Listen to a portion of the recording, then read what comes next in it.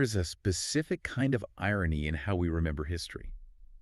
We take these massive steel realities things that were built with rivets and sweat, and in some cases blood, Yeah. and we wrap them in cotton candy. We turn them into theme parks. It is the Disneyfication of the past.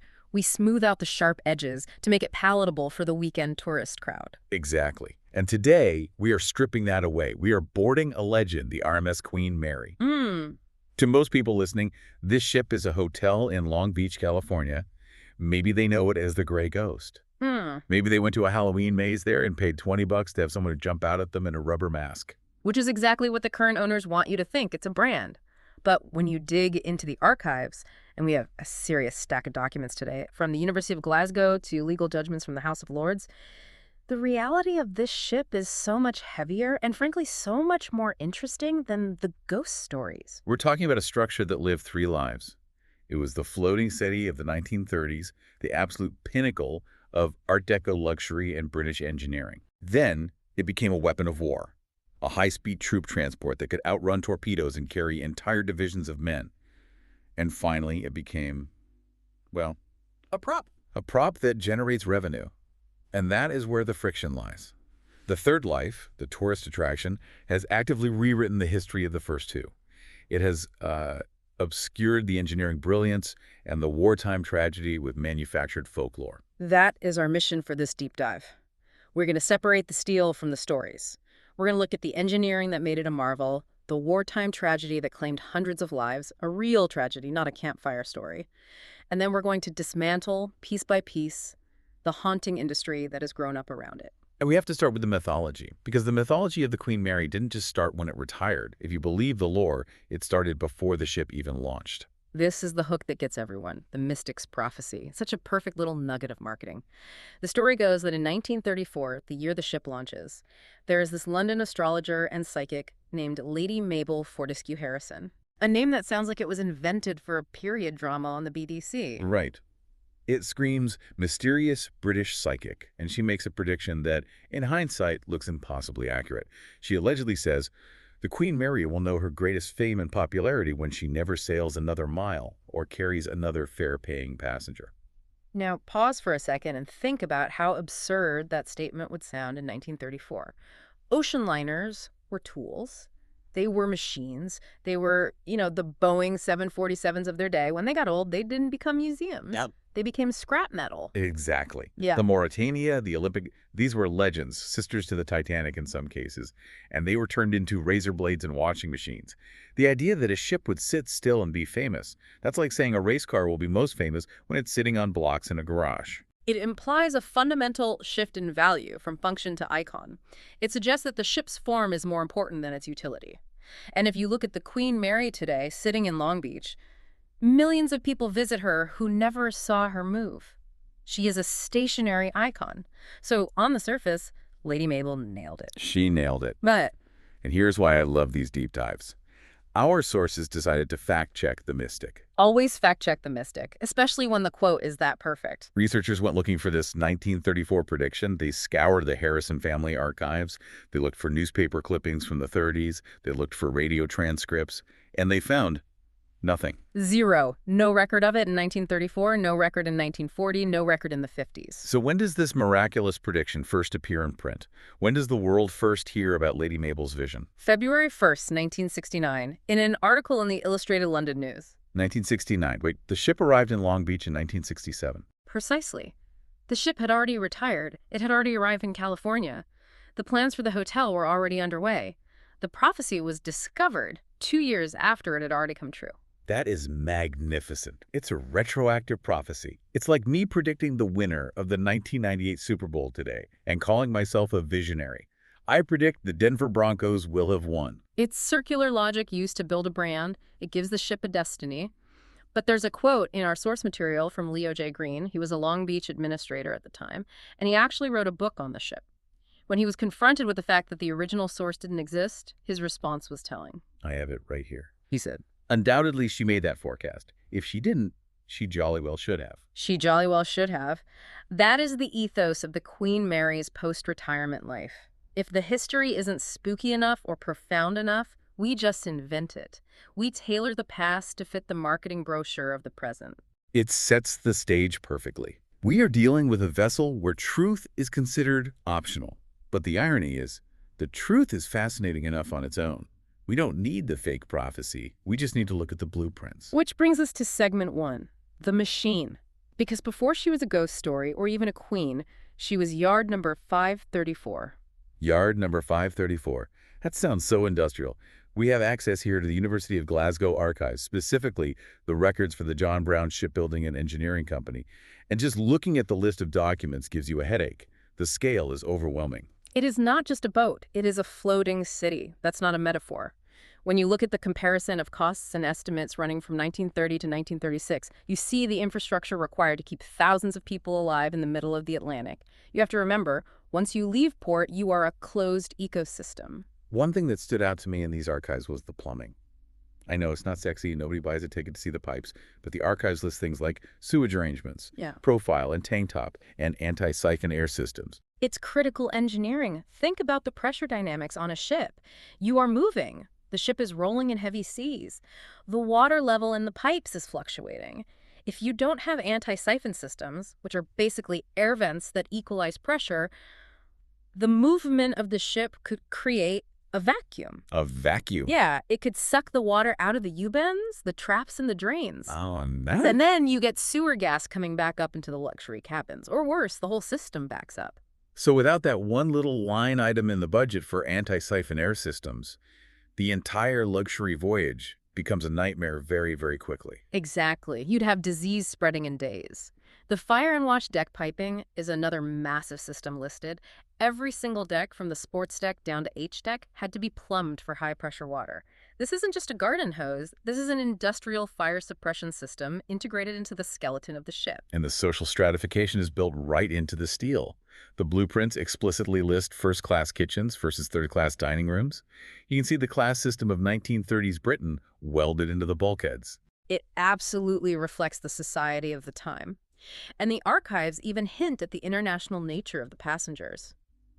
While our specific source list just says first-class kitchens, in the broader context of these big Cunard liners, there was often a huge effort to accommodate specific dietary needs.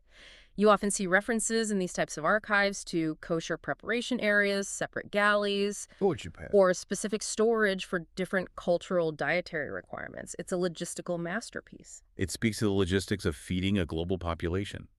You aren't just cooking.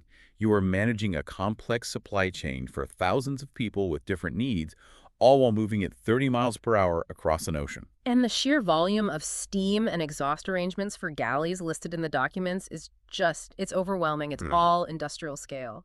But the heart of the beast, the thing that made the Queen Mary a legend, was the propulsion. The engine room. Now today, if you go to Long Beach, you can visit the aft engine room. Right. And it's important to clarify, originally the Queen Mary had 2 engine rooms, forward and aft, and 5 boiler rooms.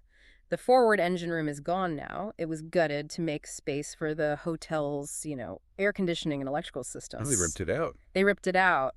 But the aft engine room remains largely intact. It's silent now, obviously. It is. The turbines haven't turned since 1967. All the boilers were removed, so there is no steam. But if you stand there, looking at the photos we have in the source material, you see the scale. You see these massive wheels for steam control. You see the gauges, and you see the reduction gear. Help the listener out here. What is a reduction gear, and why does a ship need a gearbox? It's not like it has 5 speeds. No, it's simple physics, but it was a huge engineering challenge at this scale. A steam turbine is most efficient when it spins incredibly fast, thousands of RPM. It just screams. But a propeller is most efficient when it spins relatively slowly and takes big bites of the water. So if you hook the propeller directly to the turbine, it would be a disaster. The propeller would spin so fast, it would create something called cavitation. It would basically boil the water with low-pressure bubbles. It wouldn't push the ship. It would just churn up foam. It would be like trying to ride a bicycle in the lowest gear while going downhill. Your legs are spinning like crazy, but you aren't actually pushing the bike faster. So the reduction gear steps down the speed. Exactly. It takes that high-speed, screaming turbine power and converts it into slow, massive torque to turn the propellers. That gear is an absolute masterpiece of machining. The teeth have to be cut with microscopic precision, or the gear would just tear itself apart under the load. There's a detail in the engine room description that I find really poignant. There's a digital counter, The revolution counter. It measured the propeller shaft turns per day. just counting the revolutions. 1, 2, 3. Millions of revolutions. Think about what that number represents. Every single tick of that counter was a revolution that pushed the ship through the North Atlantic, through storms, through peace, and eventually through war.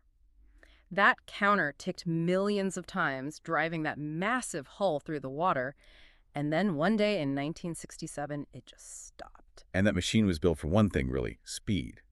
She held the blue ribbon, the award for the fastest Atlantic crossing. She could hit 28.5 knots. Which is terrifyingly fast for something that weighs 81,000 tons. It's like a skyscraper moving at highway speeds. And speed is thrilling, but in 1942, that speed became a liability, or at least a complicating factor. This brings us to segment 2, the tragedy. This is the story of the collision with the HMS Curacoa, and I want to be clear here. We are going to talk about ghosts later, but the collision is not a ghost story. This is a kinetic reality, and I think this is the most important part of our deep dive because 331 men died here. Real people. Let's set the scene. October 2, 1942. The world is at war. The Queen Mary has been painted gray to hide on the horizon. She is doing what she does best, ferrying troops. She has 10,000 men of the U.S. 29th Division on board. 10,000 men. Just imagine the density of humanity on that ship. They are sleeping in the drained swimming pool. They are sleeping in the corridors. It is hot. It smells of sweat and oil. She is steaming toward the Clyde in Scotland. The threat here is U-boats. German submarines are hunting in wolf packs in the Atlantic. So speed is her armor. She's going fast to outrun torpedoes, but as she approaches the UK, she needs an escort for anti-aircraft cover. Enter the HMS Curacoa. The Curacoa is a light cruiser. She's about 4,200 tons. Compare that to the Queen Mary at over 81,000 tons. It's a flea and an elephant. It's not even close. And the flea is struggling to keep up. The Curacoa tops out at 25 knots. The Queen Mary is cruising at 28.5. So the Curacoa is pushing her engines to the red line just to stay near the liner. And the Queen Mary isn't just sailing in a straight line. She's doing something called zigzag number 8. Right. Zigzagging makes it hard for a submarine to calculate a firing solution for a torpedo. If you sail straight, the sub can lead you like a duck hunter leads a duck. If you zigzag at set time intervals, the math becomes almost impossible for them. So you have a massive ship zigzagging at full speed and a smaller ship, desperately trying to stay close to protect her. And then you have the rule of the road. This is where the tragedy originates. It's a misunderstanding of maritime law and hierarchy. The captain of the Curacoa believes that as the escort, the liner should give way to him, or at least that he has the right to maintain his course to provide protection. He thinks, I am the guard dog, the sheep needs to let me work. But the captain of the Queen Mary thinks the opposite. The Queen Mary captain believes, I am the escorted vessel, I am the VIP, I am carrying 10,000 soldiers, the escort will get out of my way. And there's a quote here from the source materials that is just chilling. The officer of the watch on the Queen Mary, the guy actually standing on the bridge looking out the window, he gets worried. He sees the cruiser getting close. He suggests changing course. And the captain of the Queen Mary replies, carry on with the zigzag. These chaps are used to escorting. They will keep out of your way and won't interfere with you. These chaps are used to escorting. Famous last words. It's an assumption of competence that just fails. It's a fatal assumption. At 14:12 p.m., 2:12 in the afternoon, the two ships are converging. The angle is 23 degrees. It's not a head-on collision, it's a convergence, like two cars trying to merge into the same lane at the same time. And because the Queen Mary is so huge and moving so fast, the physics are just horrifying. The source describes it vividly. The Queen Mary sliced the cruiser in two like a piece of butter. Through 6-inch armored plating. Straight through armor plate. You have to understand the momentum. 81,000 tons moving at 28 knots has an unimaginable amount of kinetic energy. The Queen Mary didn't even really slow down from the impact itself. It just plowed through. The rear of the Curacoa sank immediately. Almost instantly. And here is the coldest reality of war. The Queen Mary kept going. She didn't stop. Not even for a second. She couldn't. The orders were absolute. Do not stop. If she stopped to pick up survivors, she would be a stationary target, a sitting duck for any U-boats that might be lurking. The captain had to make a brutal utilitarian calculation. Do I stop to save the 300 or so men in the water and risk the 10,000 on my ship? Or do I keep going? He kept going. He steamed on with a damaged bow, leaving the survivors in the water. 101 men survived. 331 died. Most died from the impact or drowned almost immediately. Some died from the cold before other destroyers in the area could arrive. hours later. And the legal fallout from this, it went all the way to the House of Lords. It did. The Admiralty sued Cunard, and Cunard sued the Admiralty. It was a complete mess, dragged on for years after the war. Let's talk about the blame, because usually, if you rear-end someone or cut someone off, it's pretty clear who was at fault. Here, you have two military vessels with conflicting orders. The House of Lords eventually portioned the blame. They put 2/3 of the blame on the HMS Curacoa. Mostly on the little guy. What? Yes. They argued that the Curacoa had a faulty lookout. They failed to recognize that the Queen Mary was on a converging course until it was far, far too late. Essentially, the court said the more maneuverable ship, the cruiser, should have gotten out of the way of the less maneuverable one, the liner, which makes sense in a vacuum. But the Queen Mary didn't walk away clean. No, they put 1/3 of the blame on the Queen Mary. And why was that? Reaction time. The court found that the Queen Mary failed to act until she was within a minute of the collision. The order hard a port, basically turn left now, came way too late to have any real effect. And specifically, the officer of the watch was faulted for failing to call the captain back to the bridge when the situation became dangerous. He let the captain's earlier order override his own judgment. It's the gray area of war, isn't it? Rule 29 of the Maritime Code talks about special circumstances. The court basically said standard navigation rules were compromised by the secret orders of the convoy. It's a tragedy of communication and rigidity. Both captains thought they were right. Both were following what they believed were the priorities. And the result was catastrophe. When you hear about 331 men dying in freezing water, crushed by the hull of a friendly ship, it puts the next segment into a very, very different perspective. It does, because now we move from documented, heartbreaking, real-world tragedy to, well, folklore. Segment 3, the hauntings, or as I like to call it, folklore versus reality. Yeah. The Queen Mary is now famous as the Gray Ghost. It's a hotel. And they lean hard into the spookiness. They do. It's a major revenue stream. Ghost tours, paranormal investigations, Halloween events, it pays the bills. And we have to look at 2 specific case studies here that our sources debunk pretty thoroughly. Let's start with Jackie, the little ghost. The story goes that there's a little girl who haunts the first-class swimming pool on our deck. Which, by the way, is a creepy room even without a ghost. I've seen the photos. It's drained. The tiles are old Art Deco. It's dimly lit. It just has a vibe. It has atmosphere. It's a natural echo chamber. And the claims are that people hear giggles, they see wet footprints appear on the dry tiles, they hear a voice calling for, "Mommy!" And the backstory.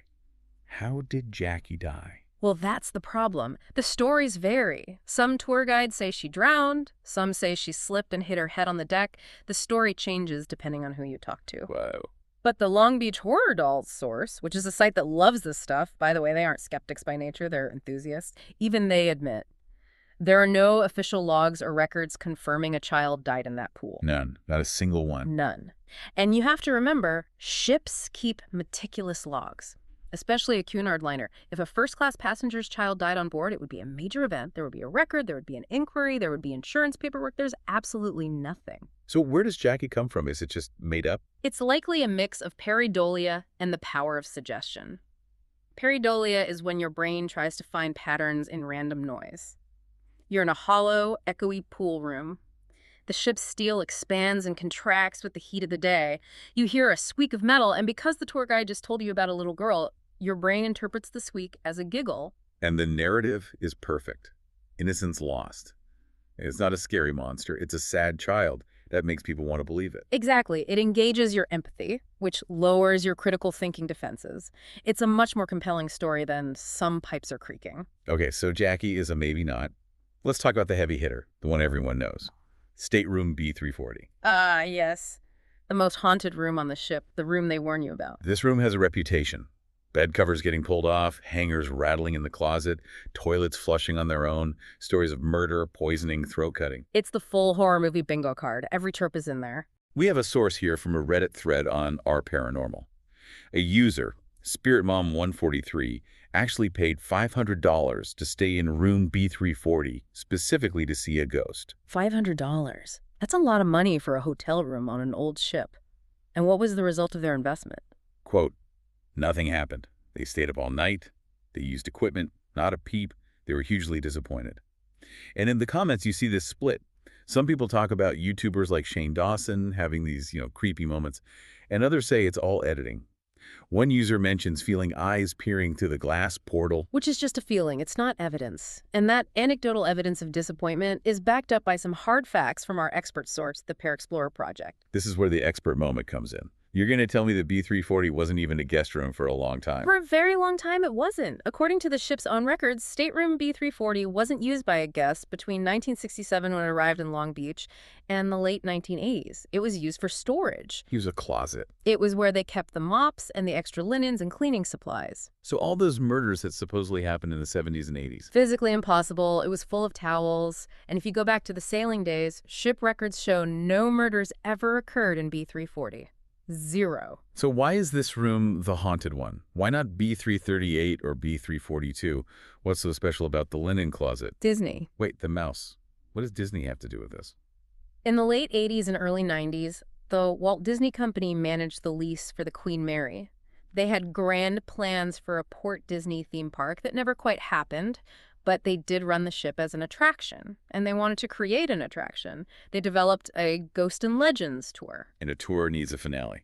A big finish. Exactly. They needed a focal point. They needed a haunted room to end the tour in. They couldn't use a room that was currently being rented by guests, so they looked for an empty one they could dedicate to the tour. And they found the storage closet. They found B340, they cleared out the mops, and they manufactured the legend. They created a haunted profile. They filled it with the backstory needed to sell tickets. That is deeply cynical.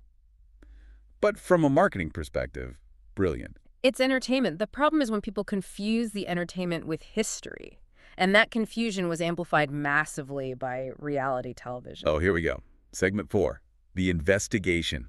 We are debunking the TV fraud. This is a really damning story. It involves the Sci-Fi Channel's show Ghost Hunters, also known as TAPS. They filmed an episode on the Queen Mary back in 2005. I remember this show. Run by a couple of plumbers who hunt ghosts, right? That's the one. And in this episode, they set up a camera in, guess where? Stateroom B340. Exactly. They leave the room, the camera's rolling. Later, they come back, and the bed sheets are all messed up. They review the footage, and the sheets seem to move on their own. Spooky, classic ghost activity. But then, the TAPS guys claim they found a utility door in the room. They claim someone must have snuck in to fake it. And they specifically accuse a tour guide named Erica Frost. On national television. They named her. Yes. He showed her picture. They claim she snuck in through this tiny utility door to fake the ghost activity for them. So we have a counter-investigation source here from Beyond Investigation, or BIM. A guy named Patrick Wheelock. He went in after the show aired to see if 2APS was telling the truth. What did he find? He demolished their claims, point by point. First, the utility door. TAPS claimed it was too small for a normal person, so it had to be the petite Erica Frost. Patrick Wheelock is 6 feet tall, 230 pounds. A big guy. He fit through the door easily. He filmed himself doing it. So the only a small person could fit theory was a complete lie. Strike 1. That's a bad look. Strike 2, the camera. TAPS used a specific camcorder model. Wheelock researched it, and then he analyzed the amplified audio from the TAPS footage that they aired, and he heard a beep. A beep? Like what? That specific camera makes a distinct beep when you use the remote control to pause and unpause the recording. Wait, so the camera didn't just capture motion, it was paused. The audio evidence implies the camera was paused, the bed was messed up by a human, and then the camera was unpaused. And because of the beep, we know it was likely done with a remote control. Who had the remote control? The camera's owner. The ghost hunters themselves. That is the very strong implication. And what about Erica Frost, the tour guide they publicly blamed? Strike 3, the biggest one. Wheelock got a hold of the security footage from the ship for that night. It showed Erica Frost had left the ship entirely, clocked out, and gone home before the bedsheet event even occurred. She wasn't even on board. But she got death threats. She did. She received death threats. Because a reality TV show wanted a dramatic ending, they framed an innocent employee. Wheelock's report says that TAPS members allegedly admitted later, off the record, that a crew member faked it for the cameras. That is infuriating. It's not just entertainment at that point. It's defamation. It's dangerous. And it highlights the entertainment complex that's built up around the ship. The haunting of B340 is likely entirely manufactured first by Disney for tours, then by reality TV for ratings. It's just layers of fiction on top of fiction. And meanwhile, you have the actual incredible aft engine room sitting silent, and the actual memory of the 331 men from the Curacoa just drifting into obscurity. That's the real tragedy of the haunted history industry. It prioritizes the cheap thrill over the profound reality. So let's bring this all together, connecting the dots. We started with a prophecy from Lady Mabel that probably didn't exist until 1969. Which was created to legitimize the ship's new role as a stationary museum. Then we have the engineering marvel, the floating city with anti-siphon air systems and massive reduction gears. That became a weapon of war. A weapon that, due to the chaos of war and conflicting orders, ran down its own escort, killing hundreds of its own side. And finally, we have the retirement, where the silence of the engine room and the weight of real history was apparently too boring, so we filled it with invisible children and rattling hangers in a former linen closet. It seems we are uncomfortable with the idea of a ship just being a ship. We need it to be a portal. But the reality is, the Queen Mary is a tomb, a monument, and a machine. That should be enough. I want to leave the listener with a thought today. We mentioned Leo J. Green earlier, the guy who said about the prophecy, if she didn't make it, she jolly well should have. A very telling quote. A mission statement for the ship's afterlife. It makes me wonder.